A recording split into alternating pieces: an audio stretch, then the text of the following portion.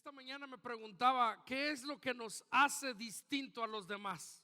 ¿Qué nos hace diferentes a los demás? Es decir, todos estábamos por la mañana alistándonos, nos levantamos temprano, nos metimos a bañar. Bueno, algunos se metieron a bañar, otros dicen que más noche, otros dicen que mañana, otros dicen que el próximo sábado porque pues hay que ahorrar agua, ¿no? Pero la mayoría de nosotros nos esforzamos por arreglarnos, por llegar temprano, por llegar a la reunión. Aún con el frío, salir y andar correteando a los niños. Todos los que profesamos una fe, de domingo a domingo asistimos a este lugar para juntos hacer iglesia. Y hemos creído en nuestro corazón que Jesús es el Hijo de Dios y que Él le levantó de los muertos y le hemos reconocido como nuestro Salvador. Pero ¿cómo traducimos esto? ¿Cómo lo llevamos a la vida cotidiana, al día a día? ¿Cómo vivimos nuestra vida de fe en nuestro trabajo? ¿Cómo vivimos nuestra vida de fe en la escuela? ¿Cómo vivimos la vida de fe en familia o en la casa? ¿Cuál es la finalidad de que cada domingo nos reunamos y seamos iglesia? Porque la palabra de Dios dice que Jesús vino a darnos vida y vida en abundancia, pero ¿cómo lo traducimos realmente a la vida que llevamos todos los días? Es decir, estamos el domingo, levantamos nuestras manos, adoramos, escuchamos la palabra, pero al día siguiente, el lunes, ¿cómo lo llevamos a nuestro lugar de trabajo? ¿Cómo llevamos nuestra fe a nuestros vecinos, en nuestra familia?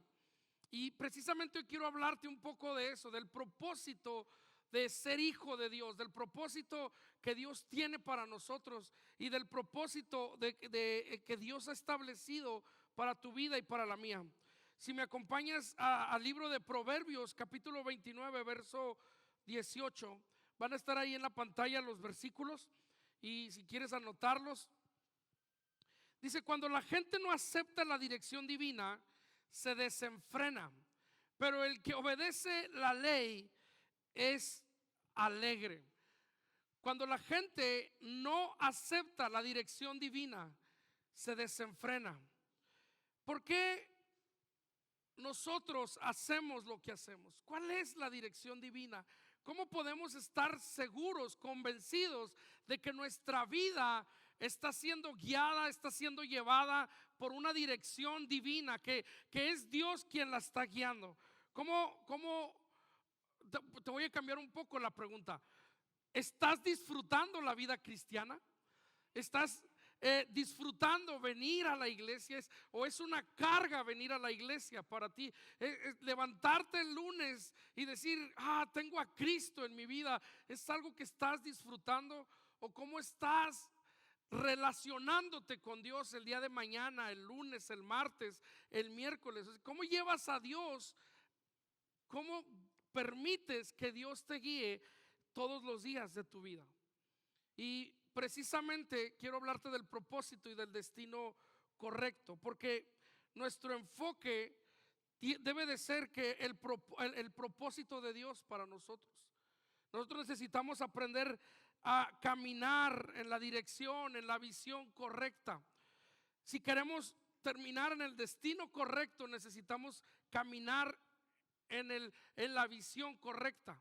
Imagínate, sería una tristeza o una tragedia comenzar una carrera y nunca terminarla, ¿no? Realmente todos los que comienzan algo, una carrera, una construcción de una casa, el deseo y el anhelo es terminarlo, y terminarlo de la manera correcta, hacerlo bien. Y precisamente quiero hablarte del propósito, porque hay gente, o habemos quienes tenemos un enfoque y tenemos un propósito y creemos que estamos viviendo en la dirección divina, en la dirección correcta, pero nos damos cuenta que no es lo correcto, no es lo que Dios está esperando de nosotros. Y tú y yo necesitamos cambiar el enfoque de nuestra vida y decir: Señor, ¿qué es lo que tú esperas de mi vida? ¿Qué es el enfoque, la visión que tú tienes para mi vida? Porque los fariseos eran personas muy celosas y muy diligentes. Los fariseos eran muy cumplidores con lo que ellos estaban haciendo, con la ley. Sin embargo, el propósito era egoísta y no tenían una visión adecuada. Por lo tanto, ellos fallaron en dar en el blanco. Ellos fallaron en dar en lograr el objetivo para el que fueron puestos por Dios. Y sería una tragedia que tú y yo fallemos. Efesios capítulo 1, verso 11. Efesios capítulo 1, verso 11 dice: en él asimismo tuvimos una herencia, habiendo sido predestinados conforme al propósito del que hace todas las cosas según el designio de su voluntad. Aquí la palabra que generalmente nos hace mucho ruido es la palabra predestinados o predestinación. Pero yo quiero que la pongamos en un punto muy básico. Si nos vamos a la raíz de la palabra, el prefijo pre significa antes. El prefijo pre quiere decir antes del principio, y la raíz destino significa dónde vas a terminar. Entonces, si juntamos estos dos prefijos con la raíz, quiere decir que vamos a establecer la línea de meta antes del inicio.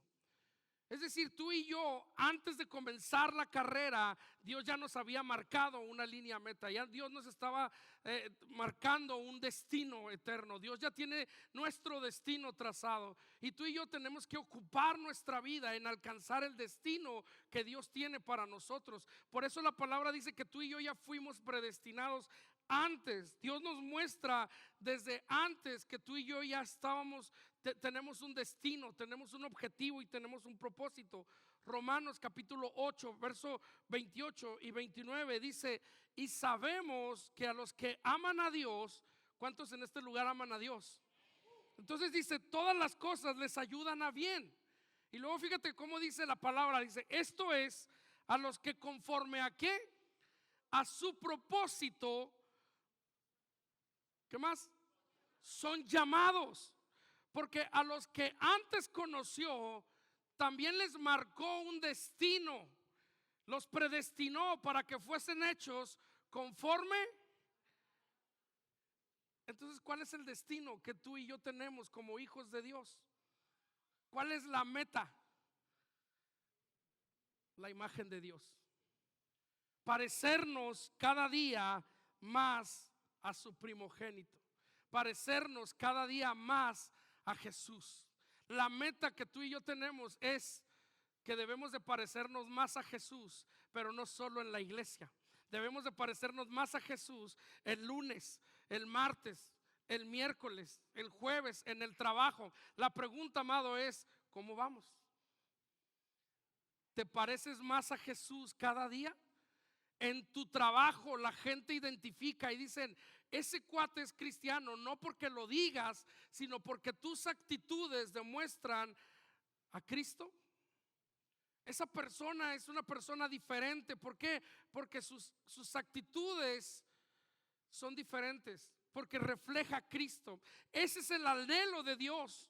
El anhelo de Dios es que le amemos, pero a la vez es que tú y yo reflejemos a Jesucristo día con día en todas nuestras actividades y en todo lo que hacemos. La pregunta es: ¿cómo tratas a tu esposa? ¿Reflejas a Cristo en tu esposa? Es decir, ¿tu esposa ve a Cristo a través de ti? ¿O tu esposa, mujer, tu esposo ve a Cristo a través de ti? Ese es el propósito divino para el que fuimos llamados. Nuestro destino, lo que Dios planeó antes de que comenzara el tiempo, es que que tú y yo amáramos a Dios y que fuéramos hechos conforme a la imagen de su Hijo Jesucristo.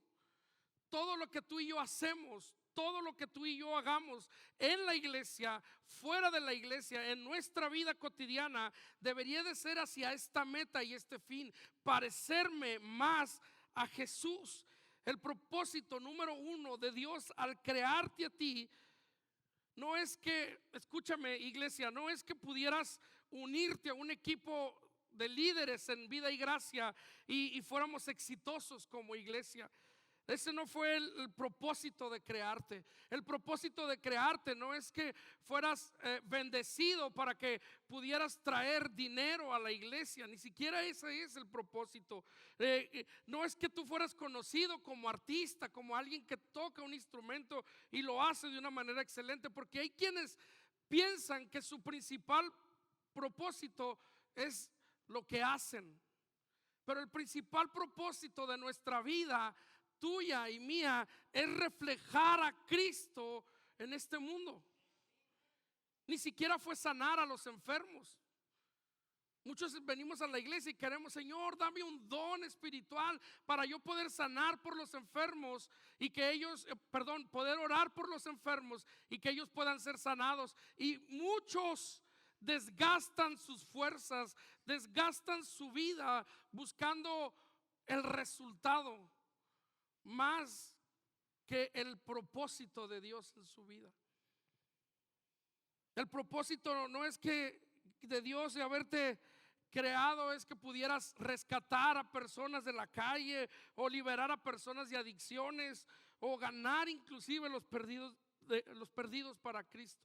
Por muy nobles y muy piadosos que puedan ser estos objetivos, por muy buenos que puedan ser todos nuestros esfuerzos, la razón principal de nuestra existencia como hijos de Dios y la meta de cada cosa que hagamos para la iglesia es que tú y yo reflejemos la imagen de Jesucristo a este mundo.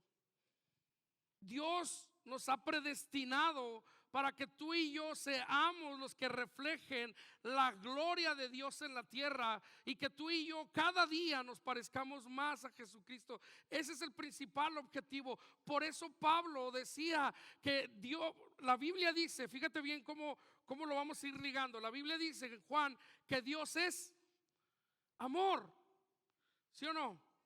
Dios es amor. Y luego dice Pablo que si yo no tengo amor, de nada sirve lo que hago. Sería como un címbalo que resuena nada más. Y Pablo no se refería al amor eros o al amor de ay, cómo amo a mi pareja. Pablo se refería a Dios mismo, que es amor, habitando y viviendo en nosotros. Entonces, si tú tocas muy padre, voy a tirarle mucho a los de la alabanza, la batería, de nada sirve. Si tocas muy bonito la guitarra y agarras muy padre la escoba, de nada sirve si el propósito divino no lo estás cumpliendo. Y muchos nos preocupamos más por el hacer que por el parecernos más a Jesús. La respuesta es muy sencilla, nos la dice Efesios capítulo 2 verso 7. Si tú tienes Biblia, acompáñame, ya lo están poniendo ahí en la pantalla.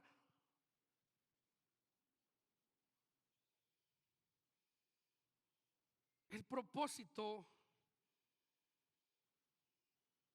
es porque Dios nos amó y yo debo desear tener una comunión con nosotros. Y luego dice en Efesios 2:7, para mostrar en los siglos venideros las abundantes riquezas de su gracia en su bondad para con nosotros en Cristo Jesús.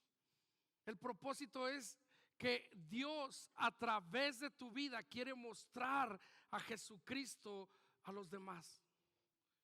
Ese es el principal propósito. Puede que no toques en la alabanza, pero puede que hagas más reflejando a Cristo en tu ambiente de trabajo. Los demás lo están viendo. Quiero ponerte un ejemplo un poco raro, pero por ejemplo, Alma y yo tenemos unos perritos. Algunos ya los conocen por fotografía, Chapsters y Leila. Son muy agradables, los queremos mucho, son muy juguetones, son súper chiples nuestros perritos y son bien divertidos. Solo que hay un problema, nomás nos podemos comunicar con ellos a un nivel muy limitado. Chapsters, no hagas esto. Leila, no. Y a veces quisiera, es medio frustrante porque a veces quisiera enseñarle a decir, por favor, mira, pórtate bien, ¿no? Van a venir gente, no te le subas a las piernas, por favor, ¿no? Y que ellos me pudieran responder y me dijeran, no, sí, claro que sí, papá Saulo, ¿no? Yo lo voy a hacer bien. Es muy frustrante, ¿no? Sobre todo a veces cuando nuestro perrito quiere estar saliendo al patio, la gente que lo conoce llega y se me sube a la pierna y me empieza a mover la pierna. Le digo, ¿quiere salir? Y le abro la puerta, sale, vuelve a entrar y a los 5 minutos otra vez quiere salir. Es como un niño vago. Y esas son nuestras conversaciones. Y yo a veces le digo, quiere salir. Y cuando hay gente le digo, me está diciendo que quiere salir, pero no tengo una comunicación con el perro.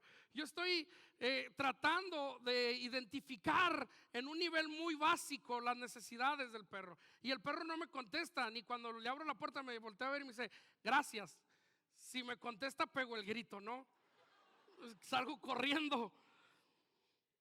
Pero por otro lado, en un escenario totalmente distinto y totalmente diferente, Dios también nos ha bendecido a mi esposa y a mí con nuestros hijos. Y a medida que nuestros hijos han ido madurando y ellos han ido creciendo, nosotros vamos disfrutando de una relación con ellos, de una relación de comunicación, de una relación más íntima, de una relación más de bendición, que han sido más fortalecidos. Es decir, ya con nuestros hijos se platica de otras cosas. Ya no es como un bebé, ya no es como con un niño. Ya hoy estamos hablando de otros temas más profundos. Ahora que estuvimos de vacaciones, que fuimos los 5, nos vamos dando cuenta. Veíamos Alma y yo a Isaí, decíamos, qué bárbaro, cómo ha crecido. Ya no podemos tener conversaciones con Isaí como un niño, porque va madurando. Dios nos ha ido bendiciendo con eso. Conversaciones con Alejandra, de otro tipo de conversaciones ya más fructíferas, unas conversaciones ya más profundas, porque van madurando nuestros hijos. Y es muy similar lo que Dios quiere con nosotros.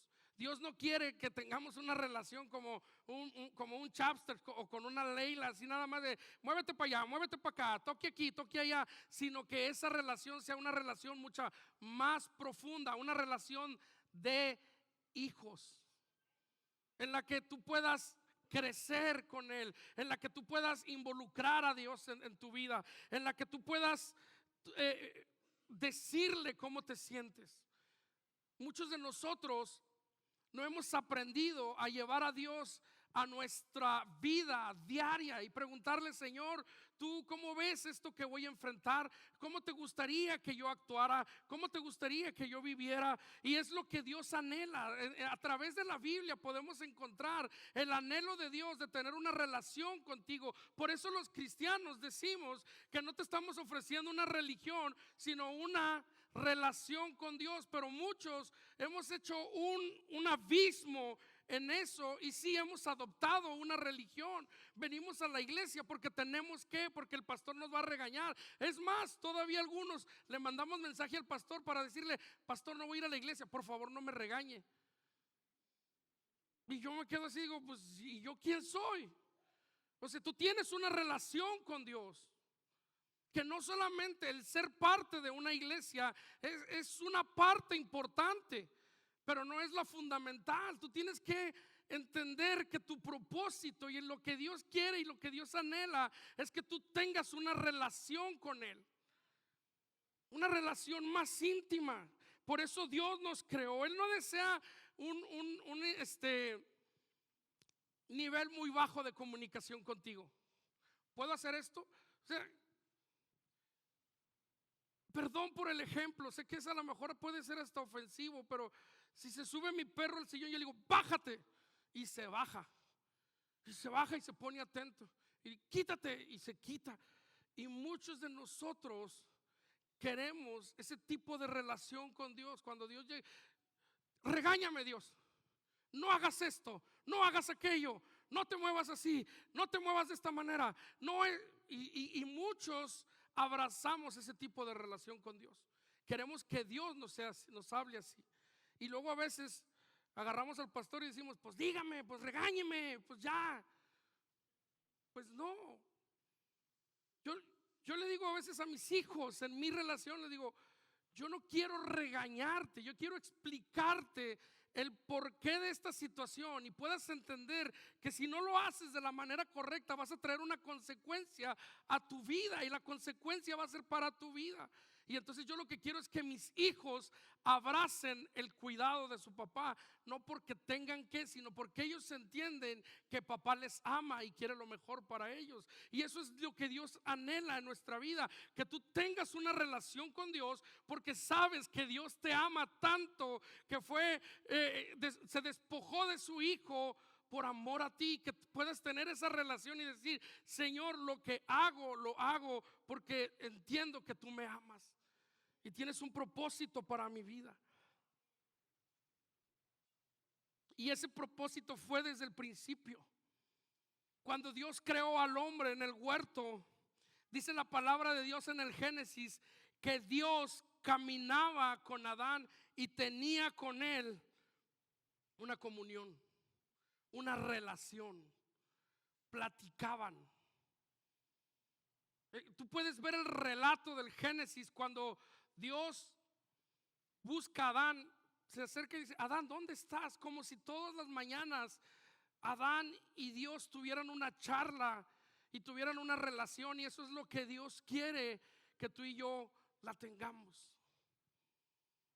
Uno de los descendientes de Adán captó este propósito, captó su propósito, y está registrado en Génesis capítulo 5, 24. No lo anoté, no lo tengo en las pantallas, pero te voy a leer lo que dice. Dice: caminó pues Enoc con Dios y desapareció y le llevó Dios.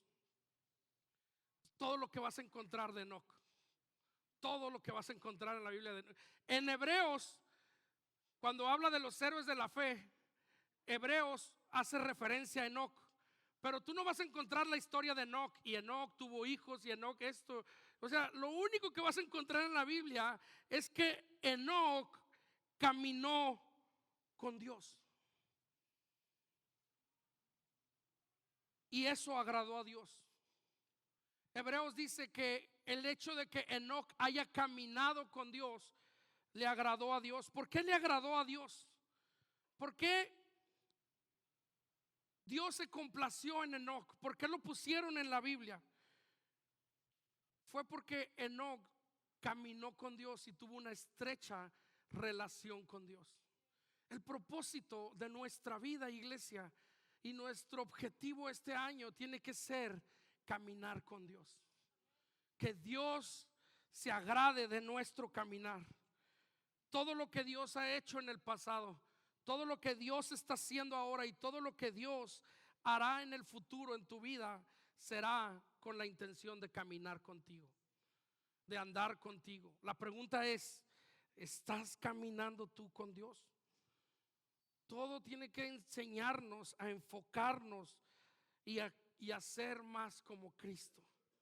Si tú y yo echamos un vistazo al Nuevo Testamento, a la vida de Jesús, tú te puedes dar cuenta cómo Jesús en cada cosa que hacía le daba gracias al Padre. En cada cosa que hacía involucraba al Padre. Es más, aún cuando estuvo siendo tentado por el diablo y estaba enfrentando la tentación del diablo, Jesús le decía: yo no vengo a hacer lo que yo quiero, sino hago la voluntad del que me envió. Había una estrecha relación con el Padre, y eso es lo que el Padre quiere que tú y yo tengamos. Si tú y yo perdemos de vista, por eso hablaba yo de Proverbios, el propósito de Dios para nuestra vida, tú y yo nos vamos a desenfrenar y vamos a retroceder espiritualmente. Si tú y yo perdemos como iglesia el objetivo y el propósito de Dios para nosotros, vamos a venir terminando siendo una institución impulsada por actividades y por cosas del mundo, más que por el propósito divino. Ese es el riesgo que corremos. Por eso volvamos a leer Proverbios capítulo 29 verso 18. En la versión Reina Valera 60 dice: sin profecía el pueblo se desenfrena. Es decir, sin la palabra de Dios, sin la guianza de la palabra de Dios. En el Antiguo Testamento Dios le mostraba su voluntad al pueblo a través de los profetas. En el Nuevo Testamento Dios lo muestra a través de su Hijo Jesucristo. Entonces, si tú y yo no conocemos la dirección correcta, la dirección divina hacia dónde va nuestra vida, corremos el riesgo de desviar nuestra vida y de no alcanzar la meta. El freno del que el freno del que Dios está hablando aquí evita que tú y yo nos conformemos con un llamado de bajo nivel. Porque una vez que tú experimentas el comunicarte con Dios, el tener una relación con Dios, el llevar a Dios a tu trabajo, perdón, pero nunca lo vas a comparar con un servicio en la iglesia. Y vas a decir, es más increíble poder levantarme en la mañana, tener comunión con Dios, poder hablar con Él, poder tener una relación, que lo que yo pueda hacer tocando un instrumento, o lo que yo pueda hacer predicando. Porque el objetivo principal, iglesia, es que tú y yo tengamos una relación con Dios. Es el freno lo que va a evitar que estemos satisfechos. Es el freno lo que va a evitar que nos conformemos hasta que seamos a la imagen y semejanza de Cristo. Necesitamos verle a Él cara a cara y ver su gloria reflejada en nosotros. Entonces, las cosas que vivimos y las cosas que hacemos en el trabajo, en la casa, en la familia, debemos hacerlas como Jesús las haría. Debemos amar a nuestros hijos como Jesús nos ama a nosotros.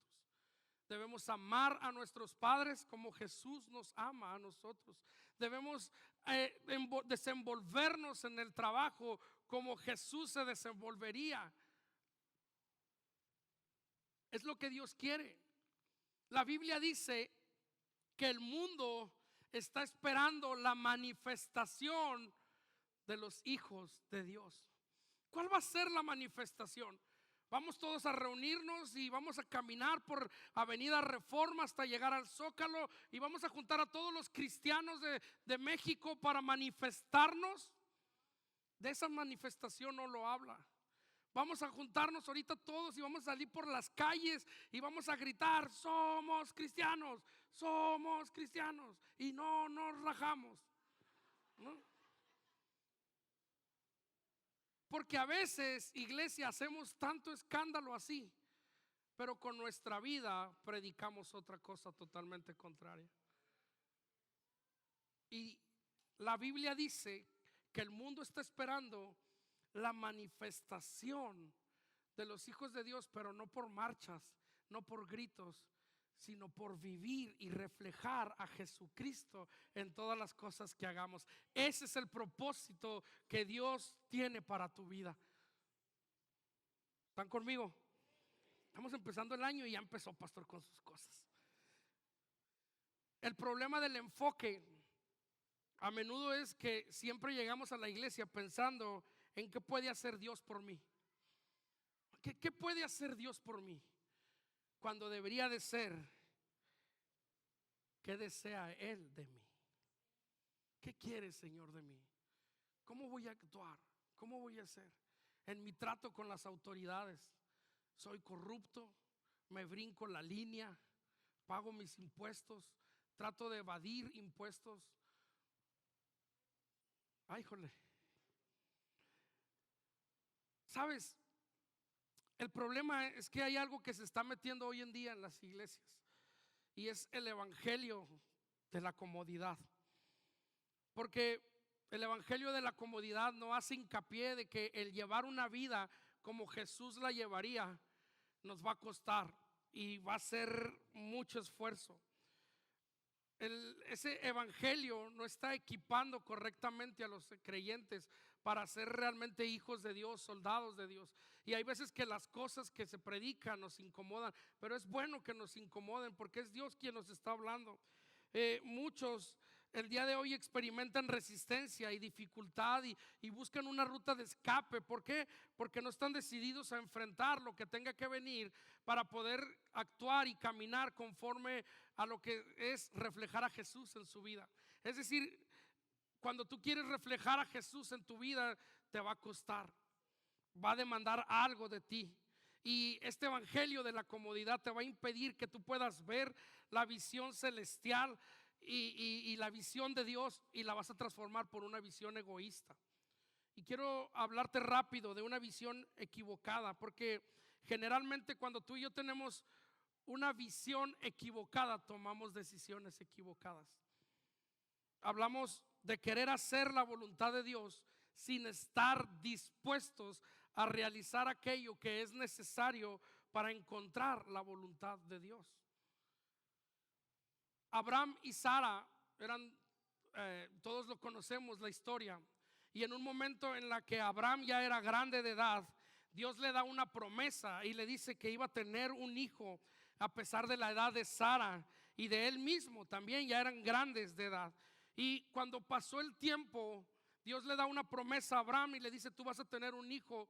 Y cuando pasó el tiempo, ellos se desesperaron. Ellos no esperaron el tiempo de Dios y quisieron resolver las cosas a su manera y ayudarle a Dios, y usaron a la criada.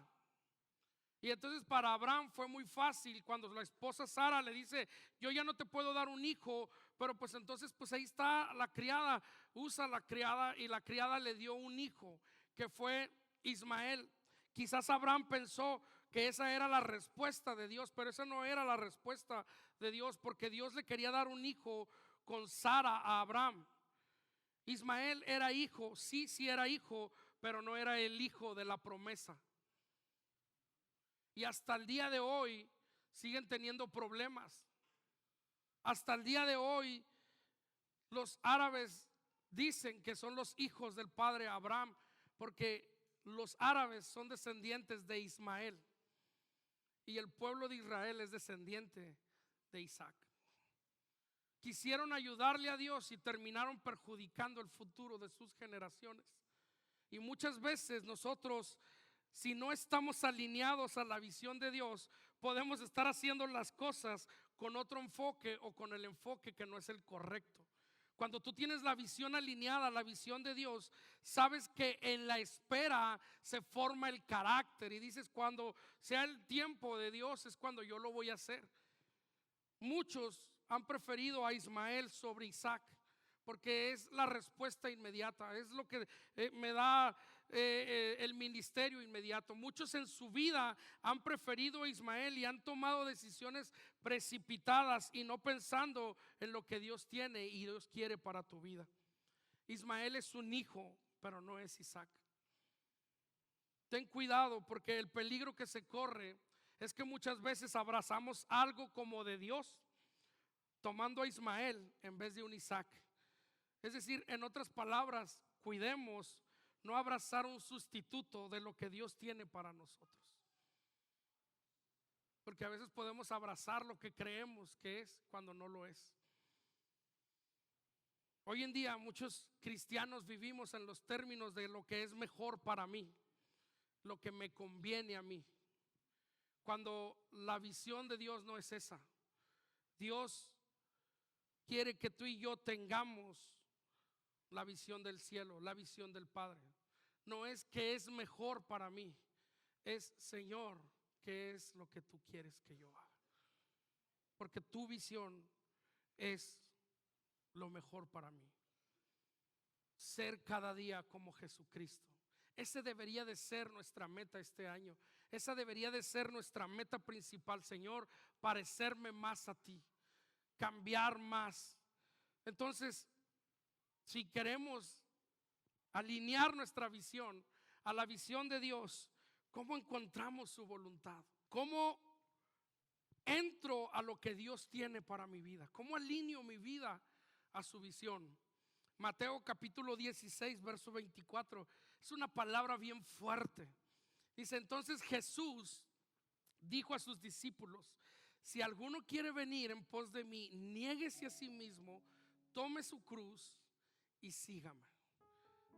Tres pequeñas cosas que son súper profundas. Podemos hacer una predicación de cada una de estas cosas. Negarse a sí mismo, tomar tu cruz y seguirle. Negarse a sí mismo significa entregarse de tal manera a Dios, entregar a Dios el control de tu vida, de manera que tú no tengas ningún derecho. Eso es fuerte, porque es decirle: Dios, ¿qué es lo que tú quieres que yo haga? Pero no nada más es decirle, sino estar dispuesto a asumir lo que Dios quiere que yo haga. Es como de repente estás tan deseoso de tener. Yo no sé si alguno de ustedes se acuerda cuando era niño y quería un juguete y estabas tan deseoso de querer ese juguete, ¿no? Y te lo pintaban en la tele, y más si salía el papá, el abuelo de todos los niños, Chabelo, y lo anunciaba en la televisión. Ahora sí, cuate, te lo vamos a dar. Y tú estabas tan emocionado con el juguete y lo querías y lo querías y lo anhelabas y decías, yo quiero ese juguete. Y cuando llegaba tu papá y te decía, no hay dinero. Ay, cómo dolía eso, ¿no? Por mucho que tú te pudieras aferrar, no lo podías tener. No lo puedes tener el juguete, porque dependes económicamente de tus padres. Y si ellos te lo compraban, lo tenías, y si no.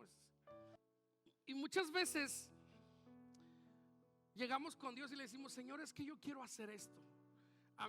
Bueno, para empezar, esperemos que le preguntes o que lo tomes en cuenta para tomar una decisión. Y cuando Dios te dice que no, negarte a ti mismo es entender que Dios está diciendo que no, porque los no de Dios también son una respuesta para nuestra vida, y generalmente son una respuesta que cubre nuestra vida. Pero ¿cómo lo vamos a saber y cómo nos vamos a dar cuenta? Esto se logra a través de la oración, iglesia.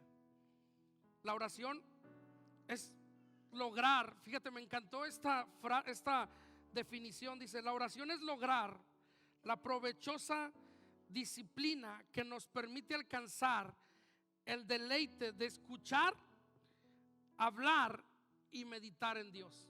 Es una disciplina la oración. Es una negación a mi dependencia de mí mismo. Es el arma para matar mi orgullo y mi pecado. Es venir ante mi Dios a través de Cristo y guiado por el Espíritu, entendiendo que aún para las cosas que no sé ni conozco, tengo al Espíritu Santo quien intercede por mí ante el Padre. Entonces, si nosotros queremos alcanzar la voluntad de Dios para nuestra vida y negarnos a nosotros mismos, tenemos que ser personas de oración, entendiendo que es en la oración donde yo vengo y encuentro el perdón de pecados, pero también encuentro una comunión y una relación con Dios. Entonces, si tú no oras, difícilmente estarás encaminado en la visión que Dios tiene para tu vida. La oración es necesaria en tu vida. No hay de otra. Tomar tu cruz, niégate a ti mismo. Es a través de la oración en que tú y yo nos vamos a negar. Pero luego dice, toma tu cruz, que significa estar dispuesto a sufrir, a padecer y a morir por causa de él, a morir al pecado, al morir al yo, a morir al mundo, a morir a las cosas que queremos, por hacer la voluntad de él. Es estar consciente que nuestro deseo en todo lo que hacemos es ser más como Cristo. En todo lo que hagamos es considerar a Dios en cada una de nuestras decisiones en la vida. Creo que si realmente nosotros tomáramos nuestra cruz, aprenderíamos a perdonar. Porque cuando tú tomas tu cruz, perdonar no es fácil, hermano. Perdonar a tu pareja, perdonar a tu esposo, a tu esposa no es fácil. Pero cuando tú tomas tu cruz, estás entendiendo que estás muriendo a tu yo, te estás negando a tu yo y estás dispuesto a padecer para parecerte más a Cristo. Porque ¿cuántos de nosotros batallamos para reflejar a Cristo con el perdón? Queremos abrazar el perdón. Señor, perdóname. Y queremos ver a Jesús en un rostro de perdón y que nos perdone. Pero Jesús nos dice, ¿y tú ya perdonaste a tu hermano? Y tú le dices, es que ese es un infeliz, ese sí no merece perdón. Entonces tú no estás reflejando a Cristo en tu vida. Y entonces estás teniendo una religión. Porque una religión considera que yo soy mejor que el otro. Yo hago más que tú y merezco más. Y ante la gracia de Dios nadie merece más.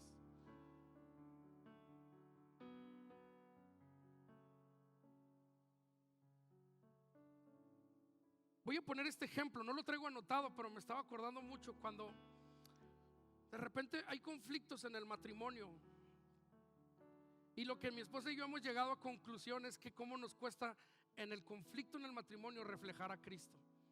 Nos cuesta muchísimo, muchísimo, muchísimo. Yo sé que puede llegar momentos en la vida en la que yo soy el que ofende a Alma, y yo puedo con mis actitudes lastimarla, herirla, y podemos ir a consejería.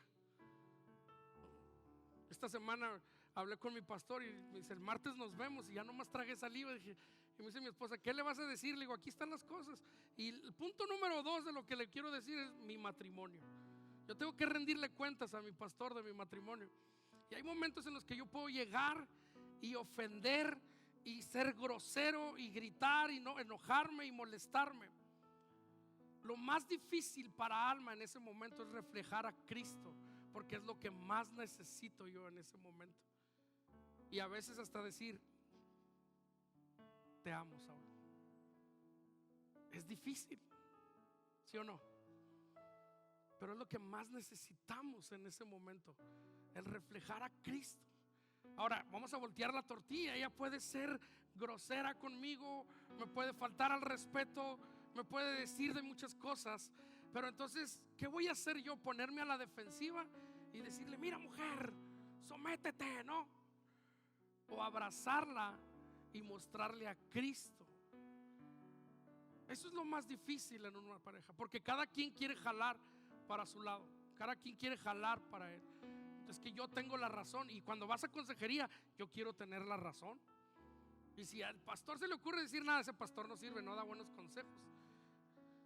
Ya no vamos a ir con el pastor porque el pastor te malaconseja a ti. No son consejos. Lo difícil es ceder.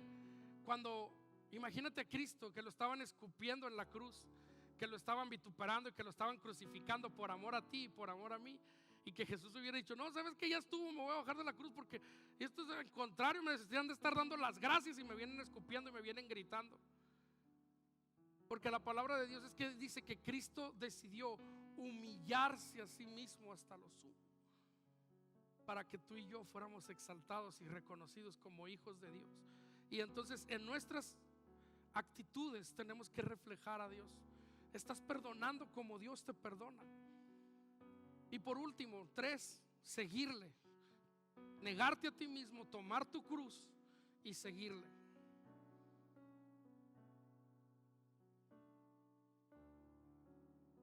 Seguirle significa discipulado. Abrazar con amor y con humildad y gracia la palabra de Dios. Vivir como Dios en un llamado a discipulado.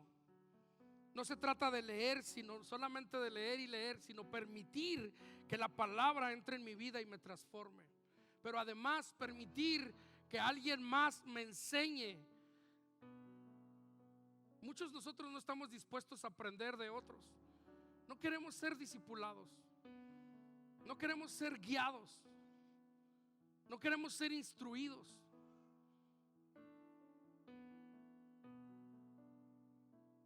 Hace poquito, hablando con Chris, le hablé por teléfono, estaba en el trabajo y le dije: Chris, le dije: pastor, necesito un consejo, ¿puedo marcarte?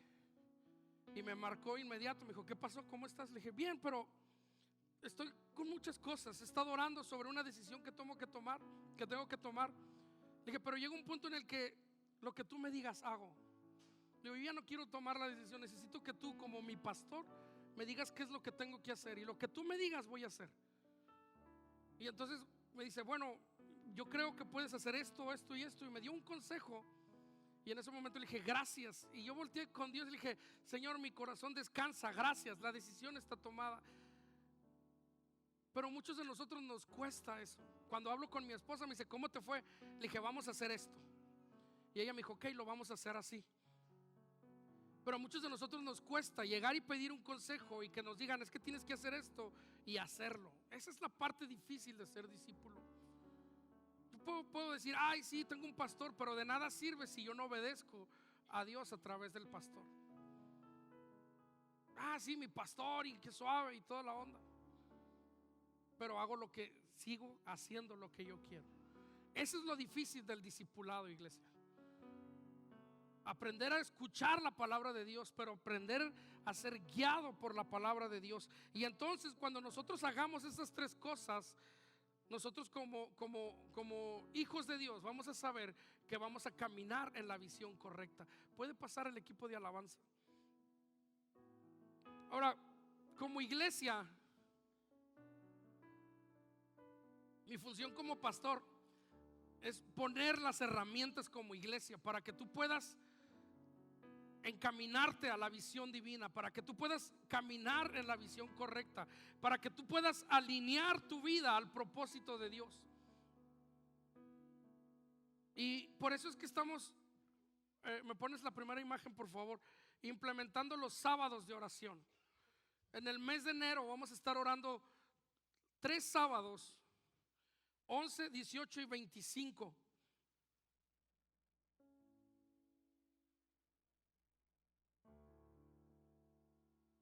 Y vamos a estar orando a las 8 de la mañana como iglesia. Probablemente vamos a estar poniendo una transmisión en vivo por si alguien está en el trabajo o algo y pueda meterse ahí. Pero lo más padre sería que tú te pudieras venir con nosotros los sábados a las 8 de la mañana, los sábados del mes de enero. ¿Por qué lo hacemos en el mes de enero? Porque son nuestras primicias para Dios, nuestros primeros sábados del año para Dios. Pero ya se nos pasó el primer sábado.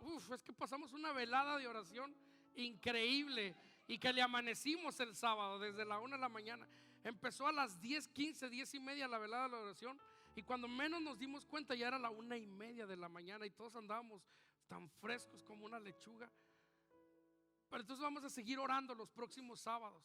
Vamos a estar teniendo tiempos en los que vamos a poder rendirnos a Dios.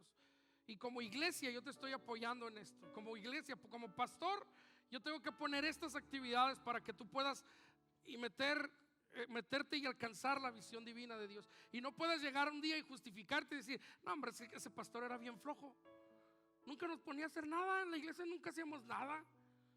No, Dios, pues es que el pastor que tú me diste, ¿no? Como Adán, la mujer que tú me diste, el pastor que tú me diste. Pero luego, no conforme con eso, algunos vamos a necesitamos ayunar. Entonces vamos a entrar en 21 días de ayuno y oración. Y cada día vamos a estar publicando en las redes sociales por día qué lectura vas a tener, qué versículo vas a orar, y las 4 áreas por las que vamos a estar orando como iglesia, que es personal, familia, iglesia y gobierno. Y como iglesia nos vamos a unir 21 días de ayuno y oración. 21 días de ayuno y oración. Vamos a ayunar, vamos a meternos con Dios, vamos a buscar de Dios. Esto va a ser a partir del 11 de enero hasta el 31 de enero. Entonces vamos a empezar el sábado a las 8 de la mañana. Todo el equipo cercano, todo el equipo de líderes vamos a estar ayunando. Y luego la siguiente semana, el domingo, tú vas a encontrar 2 mantas con este calendario en grande pegados a los lados, y vamos a tener post-it. Entonces tú vas a agarrar 5 o 6 post-it, 21 post-it quizás, y vas a poner tu nombre y lo vas a poner en el día en que vas a ayunar. Como iglesia vamos a cubrir los 21 días de ayuno y oración, pero nos vamos a juntar todos, vamos a estar todos. Se va a publicar por la mañana, a las 6 de la mañana va a salir la publicación de lo que vas a orar ese día, de lo que vamos a estar pidiéndole a Dios. Y entonces todo el día, Vida y Gracia va a estar orando sobre 4 temas específicos y va a estar leyendo lo mismo. ¿Por qué? Porque queremos alinear nuestra visión a Dios. Ahora, tú puedes venir conmigo en 6 meses y decirme: mi vida no cambió. La verdad es que yo no estoy recibiendo nada de la iglesia. La verdad es que yo no siento que esté en el lugar correcto. A lo mejor no, la verdad es que no estoy creciendo como pastor. Ahora te la voy a voltear y te voy a decir: las herramientas están, pero tú necesitas cargar tu cruz. Cada quien carga su propia cruz. Dijo Dios: toma tu cruz y sígueme. No dijo: tú, Saulo, como pastor, toma la cruz de tus ovejas de la iglesia y me sigues. y ahí todos van a alcanzar bendición. Cada uno de nosotros tiene que ser responsable de entrar en el propósito divino que Dios tiene a través de la oración. Están las herramientas, iglesia, y puedes tomarlas y puedes no tomarlas. De hecho, no puedes venir los sábados, es más, puedes dormir a gusto el sábado. Puedes descansar a gusto el sábado, levantarte hasta la 1 de la tarde. Yo no sé cómo pueden hacer eso los jóvenes. Pero tú eres el responsable de meterte. Tú necesitas meterte. Y luego, a partir de febrero, que es algo que hemos estado orando y buscando de Dios, vamos a entrar como iglesia en un proyecto de discipulado.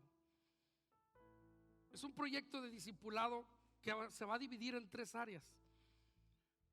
Se me olvidó traérmelo. Si alguien de Poncho, me traes un devocional, por favor. Número 1, creciendo en la fe. Si tú tienes menos de un año como cristiano,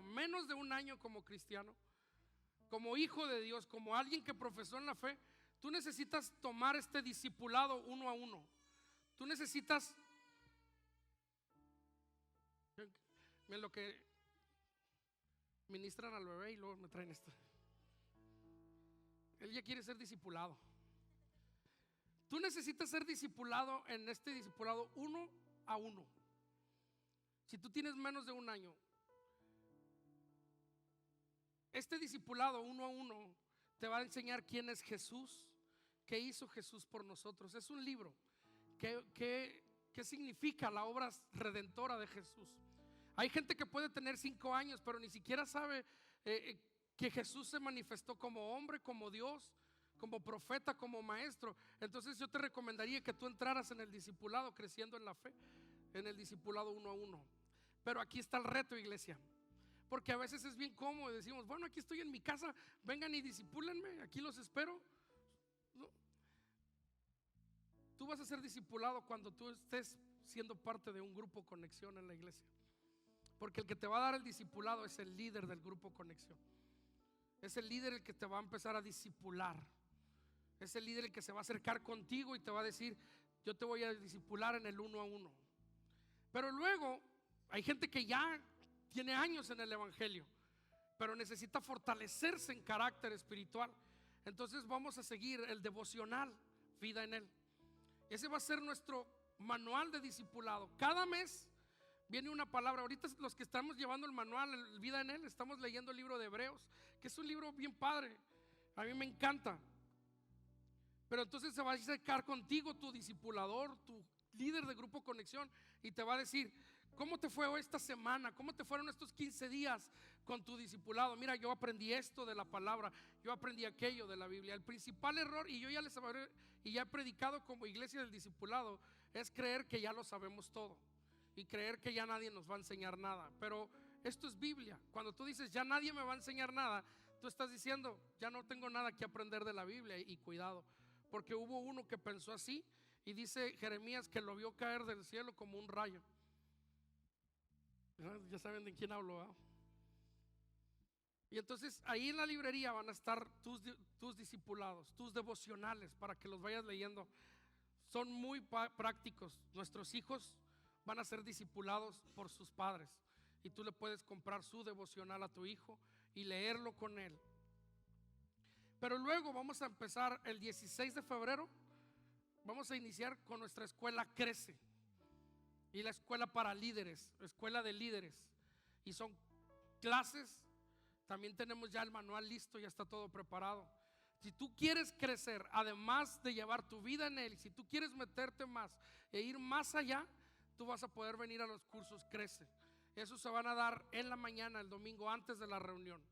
Y entonces como iglesia, nosotros estamos dándote las herramientas para que ores, para que te empieces a meter en oración y empieces a alinearte con Dios y empieces a decir, Señor, yo quiero buscar tu dirección divina.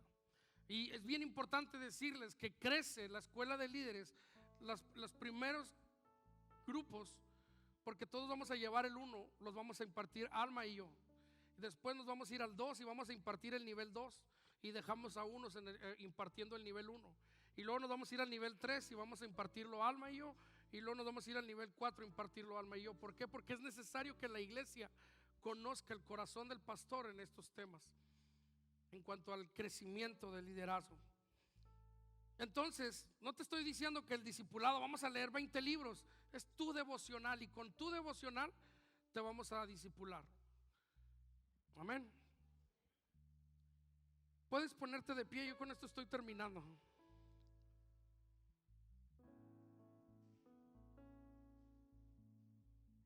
Nosotros tenemos que abrazar, iglesia, que nuestra vida está más segura en Dios. Es cierto, el mundo nos puede ofrecer otras cosas, y el mundo puede mostrarnos otro evangelio, y el mundo puede decirnos que las cosas pueden ser diferentes, pero nuestro verdadero sentido de nuestro futuro lo vamos a encontrar en Dios. Cuando tú y yo enfrentemos situaciones o momentos difíciles, tú y yo abrazamos el proceso porque queremos más de Dios, y sabemos que es a través de estos procesos que la bendición viene con nosotros. Tú y yo tenemos que aprender a caminar con Dios.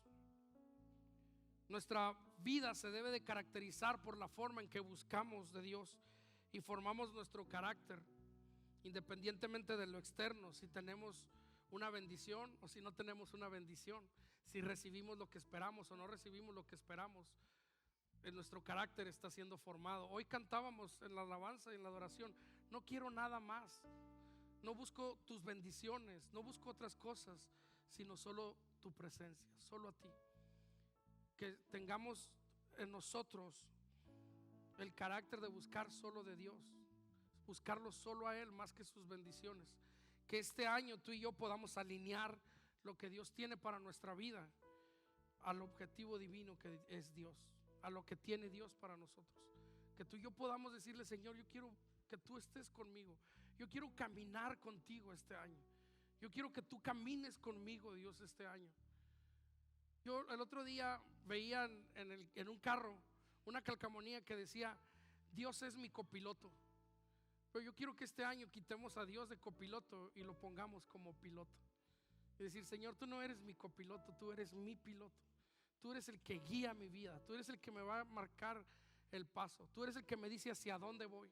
Y eso se va a lograr a través de la oración, a través de la palabra, a través del discipulado. Y viene un tiempo nuevo para la iglesia. Yo abrazo este tiempo nuevo que Dios tiene para la iglesia, y lo abrazo con una esperanza de decir: Dios nos va a llevar a un mayor crecimiento, iglesia. Pero esto te corresponde también a ti. Tú necesitas aprender a abrazar lo que Dios tiene para tu vida y abrazar el propósito que Dios tiene para tu vida. Ya deja el pasado atrás, ya deja lo que pasó atrás, deja lo que sucedió atrás. Empieza un nuevo tiempo, empieza un nuevo año, empieza una nueva etapa en tu vida, donde tú digas: hoy quiero crecer y quiero alinear mi vida al propósito de Dios. Entonces, en el propósito de Dios, vengan tormentas, vengan luchas, vengan pruebas, venga lo que venga, venga felicidad, venga riqueza, mi vida va a estar anclada en el objetivo principal, que es Dios. No dejamos de orar, no dejamos de congregarnos, no dejamos de buscar la palabra de Dios, y nos metemos fuerte al discipulado. Amén. ¿Por qué no levantas tus manos ahí en tu lugar? Oh, gracias, Jesús. Gracias, Señor. Señor, muchas gracias por tu palabra, oh Dios. Señor, muchas gracias porque